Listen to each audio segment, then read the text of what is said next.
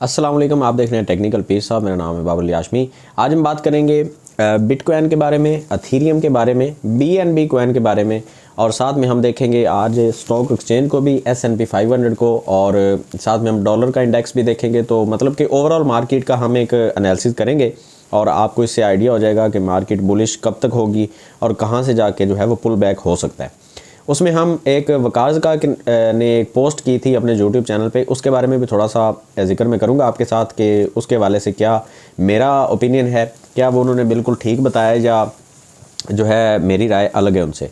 तो ये सब जानने के लिए वीडियो को एंड तक देखें, और वीडियो अच्छी लगे तो लाइक ज़रूर करें, और अपना जो है वो चैनल को आप सब्सक्राइब भी कर लें, ये आपका अपना चैनल है, ठीक है। तो स्टार्ट करते हैं जी। अच्छा, सबसे पहले हम बात कर लेते हैं आज S&P 500, और ये इंडेक्स है। इसके अंदर 500 जो बहुत बड़ी कंपनीज़ हैं उनके शेयर मार्केट का ये एनालिसिस है। तो हम इससे स्टार्ट लेते हैं आज, ठीक है। S&P 500 ने पिछली दफ़ा जब मैंने इसका एनालिसिस किया था, और काफ़ी दिन से मैं एनालिसिस क्योंकि नहीं कर रहा था, तो पिछले एनालिसिस के मुताबिक मैंने यहाँ पे आपको ये एक जोन बताया था कि ये एक रेजिस्टेंस जोन है। अगर मार्केट इससे ऊपर जाएगी तो पुल बैक एक लाजमी आएगा, और ये आया भी, रीटेस्ट इसने किया भी, ठीक है।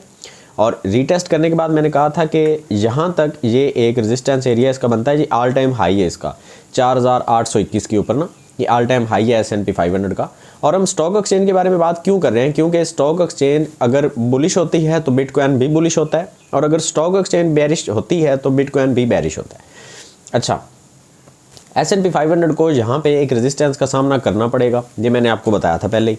तो वही हुआ कि रेजिस्टेंस जो है वो यहाँ पे बनना शुरू हो गई है, और आप देख सकते हैं कि 1 2 3 4 5 6 7 8 9 कैंडल्स जो हैं वो ग्रीन बनने के बाद यहाँ पे जैसे ही वो रेजिस्टेंस एरिया करीब आना शुरू हुआ है, तो लोगों ने यहाँ से अपनी इन्वेस्टमेंट निकालना शुरू कर ली है। और ये देखें, एक रेड कैंडल का साइन जो है वो बन गया है, और ये बना भी काफ़ी गैप के साथ है। ये देखें, ये गैप आपको नज़र आ रहा है। ये गैप के ऊपर आपने बहुत गौर करना होता है। अब ये गैप कितना है ये देखें, सॉरी, अच्छा, यहाँ पे मार्केट जो है वो क्लोज़ हुई थी इस एरिया के अंदर, और मार्केट ने जो स्टार्ट लिया है वो यहाँ से लिया है। तो गैप 0.5% का डाउन के साथ ये गैप आया है। $25 का गैप था ये, और ये काफ़ी बड़ा गैप है, ठीक है। और ये गैप डाउन के साथ जब मार्केट ओपन होती है तो उसमें बैरिश जाने के चांसेस जो हैं वो बढ़ जाते हैं। अच्छा, फिर ये उससे अगला जो साइन है वो भी बैरिश है। और वो कैसे बैरिश है, मैंने कैंडल पैटर्न के अंदर आपको बताया था कि जब मार्केट ऊपर जा रही हो, मार्केट ये ऊपर गई, ठीक है, और इसके बाद यहाँ पे ये वाली जो कैंडल्स हैं, अगर ये 2 कैंडल्स बन गई, ये रेड और ग्रीन, ये जो 2 कैंडल्स हैं, अगर ये बनती हैं तो मार्केट डेफिनेटली यहाँ से पुल बैक लेगी। अब ये पुल बैक जो है वो कितना जल्दी आएगा या कितना देर से आएगा, इसके बारे में हम बात नहीं कर सकते। उसकी वजह ये है कि ऐसा भी मुमकिन है, क्योंकि हम वीकली कैंडल देख रहे हैं ना, तो 2-3 हफ्ते ऐसा भी मुमकिन है कि मार्केट यहाँ पे चलती रहे और अपने रेजिस्टेंस एरिया को जो है वो बीट ना कर पाए। और ये भी मुमकिन है कि मार्केट एक दफ़ा इसको तोड़ के ऊपर निकले और मार्केट में एक जो है वो ट्रैप बनाया जाए, और उसके बाद मार्केट जो है वो क्रैश कर जाए। अब क्रैश करना इसका ज़रूरी क्यों है, इस चीज़ को थोड़ा सा आपने समझना है। ये जो 20 की मूविंग एवरेज है, रेड कलर की 20 की मूविंग एवरेज मार्केट के अगर साथ साथ चलती जाती है ना, तो मार्केट इसकी एक सपोर्ट लेके चलती है, और अभी मार्केट इसमें बहुत इससे दूर है। अब ये दूरी जो है ये ख़त्म होगी, या तो ये मार्केट यहाँ पे चलती जाएगी और ये वाली जो लाइन है ये मार्केट के साथ जाके टकरा के एक सपोर्ट बनेगी।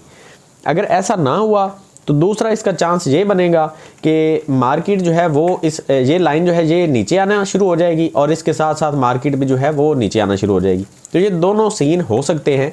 अब इसमें हम थोड़ी सी राय देख लेते हैं वकार्ज़का साहब की कि उन्होंने क्या इसके बारे में अपनी राय दी है। उन्होंने कहा है कि स्टॉक मार्केट जो S&P 500 है ना, ये बुल रैली जो है वो शो करवा रही है, और पोटेंशियल ये है कि ब्रेकिंग होगी इसकी 4780 तक। ये मार्केट जो है वो अपने ऑल टाइम हाई जो है वो बनाएगी, और उसके बाद मार्केट जो है वो मिड फरवरी में जाके मज़ीद बुलिश होने के चांसेस हैं। ये आप देख सकते हैं, वकार्ज़का ने अपनी राय ये दी है इसके बारे में। अच्छा, यहाँ पे एथीरियम और बिटकॉइन के बारे में राय है, उसके बारे में भी मज़ीद आगे चल के बात करते हैं।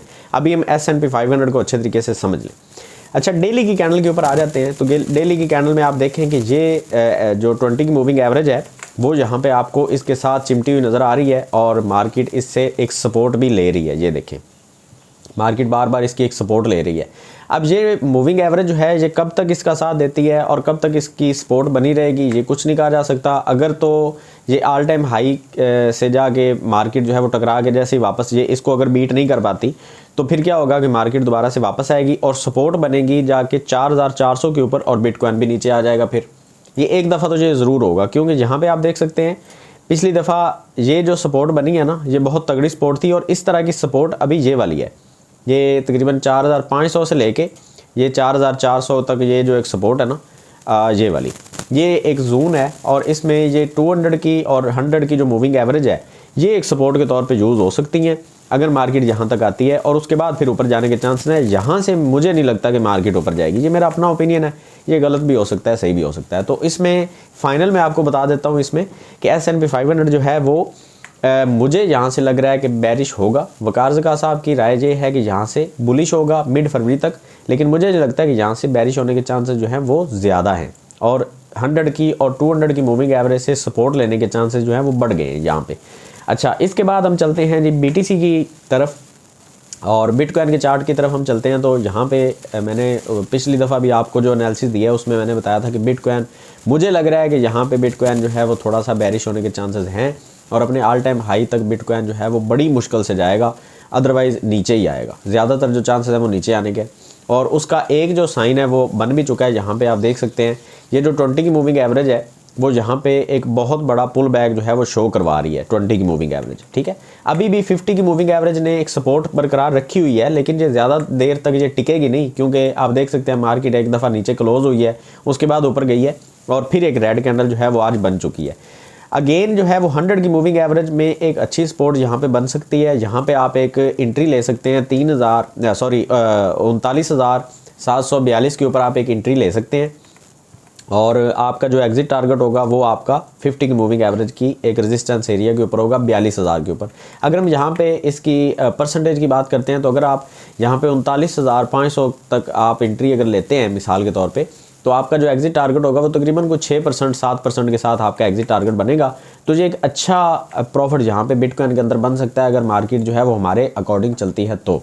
अब इसके बारे में वकार ज़का ने क्या अपनी राय दी है वो भी आप यहाँ पर देख सकते हैं कि बिटकॉइन जो है वो एक चॉपी कंडीशन में है और पुल बैक जो है वो आ सकता है, और इसकी इन्होंने जो एक रेजिस्टेंस और सपोर्ट बताई है वो 37,800 से लेके 38,400 तक बताई है। अब ये 37,800 और 38,400 के जो जोन है वो मेरे मुताबिक भी बिल्कुल इन्होंने ठीक बताए हैं। अच्छा, हम वकार ज़का के ऊपर इतनी बात क्यों कर रहे हैं, क्योंकि इनकी जो प्रेडिक्शंस हैं वो बहुत अच्छी जाती हैं। अक्सर मैंने इनको देखा है कि इनकी प्रेडिक्शन जो है वो काफ़ी अच्छा काम करती हैं। बहुत सारे लोग जो हैं वो अजीब बातें करते हैं वकार ज़का के बारे में, लेकिन मैं ये समझता हूँ कि बिटकॉइन या क्रिप्टो मार्केट के बारे में इनकी राय जो है वो एक वैल्यूएबल चीज़ है। अच्छा, यहाँ पे एक रेजिस्टेंस एरिया था और इसको तोड़ के क्योंकि मार्केट ऊपर निकली है और दोबारा इसको रीटेस्ट करने वापस नहीं आई, तो वकार ज़का ने बिल्कुल इसी पॉइंट को पकड़ा है कि ये अगर यहाँ से इसको रीटेस्ट करके ऊपर जाती तो फिर मार्केट जो है वो सेफ़ होनी थी, लेकिन अभी मार्केट के नीचे आने के चांसेस जो हैं वो बढ़ गए हैं। ठीक है, तो आपने वैसे जो एंट्री लेनी है वो मेरे अकॉर्डिंग आपने एंट्री लेनी है 39,000 से लेके आप 38,400 से लेके 39,000 के अंदर अंदर आप एंट्री ले सकते हैं। ये जो 100 की मूविंग एवरेज है ये थोड़ी बहुत नीचे भी आ सकती है, तो इसके अंदर अंदर आपने एंट्री लेनी है और एग्जिट आपने जाके करना है यहाँ पे 42,000 के ऊपर। ठीक है, तो 6-7% का प्रॉफिट यहाँ पे बिटकॉइन के अंदर इजीली आपका बन सकता है। आगे चलते हैं, एथेरियम के बारे में थोड़ी सी बात कर लेते हैं। एथेरियम के बारे में भी वकार ज़का ने अपनी राय जो है वो दी है और हम देख लेते हैं कि पहले उन्होंने इसके बारे में क्या राय दी है। एथेरियम जो है उन्होंने कहा है कि ये अच्छा परफॉर्म कर रहा है और एक क्रिटिकल रेजिस्टेंस लेवल जो है वो इसका $2500 बना हुआ है और ये रीटेस्ट कर सकता है 2350 को। ये बिल्कुल मैं अगेन कहूँगा कि इनका जो एनालिसिस है वो बहुत अच्छा है और इनके एनालिस्ट जो हैं या ये खुद करते हैं जो भी है, इनकी जो राय है वो बहुत वैल्यूएबल है हमारे लिए कि 23 ये यहाँ पे बनता है, ये देखें ये एक जोन बनता है, ये तकरीबन 2350 के अराउंड इन्होंने कहा हुआ है। ये देख लेते हैं दोबारा, हाँ ये देखें 2350 इन्होंने कहा हुआ है, तो बिल्कुल 2350 के ऊपर ये हम अगर लगाते हैं एक जो लाइन, तो बिल्कुल रीटेस्ट इसका करना बनता है। और आप इसको अगेन समझें कि मार्केट एक दफ़ा ऊपर गई है ना, तो यहाँ पे रीटेस्ट नहीं किया मार्केट ने, रीटेस्ट करेगी मार्केट एक दफ़ा ज़रूर, लेकिन उसके बाद एथेरियम जो है वो हमें ऊपर जाता हुआ नज़र आएगा। तो आपका जो एंट्री टारगेट बनेगा वो 2350 बनेगा और एग्जिट टारगेट जो आपका होगा वो बनेगा आलमोस्ट कोई 15% के साथ, 14% के साथ आपका बनेगा ये 2716। वकास खान ने इसके बारे में क्या कहा है कि ये जाएगा 3500 तक। ये देखें, हम 3500 तक का वेट नहीं करेंगे, हम 2700 के ऊपर जाके एक दफ़ा हम जो है वो एग्जिट करेंगे अगर आपने सेफ़ खेलना है तो। अगर आप रिस्क लेना चाहते हैं वकास खान की तरह और लेवरेज ट्रेडिंग आप करके बहुत रिस्की ट्रेड लेना पसंद करते हैं तो फिर आप ये कर सकते हैं कि आप 3500 तक इसका वेट जो है वो कर सकते हैं यहाँ तक। ये देखें, ये हम एक लाइन लगा लेते हैं, ठीक है, हॉरिजॉन्टल लाइन हमने लगा दी है। और पिछली दफ़ा अथीरियम जो है उसने अपना ऑल टाइम हाई जो बनाया था वो $4654 के ऊपर बनाया था, सॉरी इससे भी ऊपर है, ये ऑल टाइम हाई है 4875 के ऊपर, ठीक है। और ये एक रेजिस्टेंस एरिया इसका है अथीरियम का, और ये 3500 के लेवल के ऊपर वकास खान ने जो बताया ये बिल्कुल ठीक बताया कि यहाँ तक जाने के चांसेस है, लेकिन हम 2700 तक भाई जाके जो है वो एग्ज़िट करेंगे क्योंकि हम सेफ़ खेलने वाले बंदे हैं, हम रिस्क नहीं लेते, रिस्क लेके हम अपनी ट्रेड को ज़ाया नहीं करेंगे। हम 3500 तक का वेट करके अगर हम देखें 40-50% की ट्रेड लेके हम अपने आप को फंसा लें, उससे ज़्यादा बेहतर है कि हम जो है वो 14-15% पे एग्ज़िट करें और दोबारा से इसके रीटेस्ट का वेट करें, ठीक है जी। तो इसके बाद हम बात कर लेते हैं BNB के बारे में। अब BNB के बारे में क्योंकि वकास खान की तो कोई ओपिनियन नहीं है, यहाँ पे मेरा अपना ओपिनियन है, वो आप समझें इस चीज़ को कि रीटेस्ट यहाँ पे भी होगा। ये देखें, मार्केट ऊपर गई है लेकिन रीटेस्ट करने के लिए वापस नहीं आई बिल्कुल, यहाँ पे ये देखें खाली पड़ा हुआ है सब कुछ। रीटेस्ट बहुत ज़रूरी है भाई, मार्केट ऊपर गई है, रीटेस्ट करने वापस आएगी और उसके बाद मार्केट दोबारा ऊपर जाएगी। आपने एंट्री यहाँ पर लेनी है, आलमोस्ट आपकी जो एंट्री बनती है वो 270 के अराउंड बनती है। ये देखें 270 के राउंड, और आपका जो एग्जिट टारगेट है इसमें 18% का आपने एग्जिट टारगेट लेके चलना है। डेली की कैंडल पे हम एनालिसिस कर रहे हैं तो ये 18% जो है वो आपके आलमोस्ट कोई 2-3 हफ्ते लग सकते हैं या 1 महीना लग सकता है। तो आपने इजी रहना है, आपने परेशान नहीं होना। 18% की ट्रेड जो है वो बहुत बड़ी ट्रेड होती है। तो आपने यहाँ पे 270 पे एंट्री लेनी है और आपने 320 के ऊपर जाके एग्जिट करना है, और ये एक क्रिटिकल रेजिस्टेंस है BNB के लिए 320 की, ठीक है। तो ये था आज का एनालिसिस हमारा, और उम्मीद करता हूँ आपको एनालिसिस अच्छा लगा होगा और अभी तक आपने चैनल को सब्सक्राइब कर दिया होगा।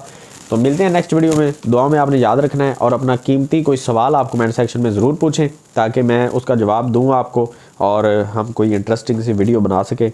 मिलते हैं नेक्स्ट वीडियो में, दुआ में याद रखिएगा। अल्लाह हाफिज़।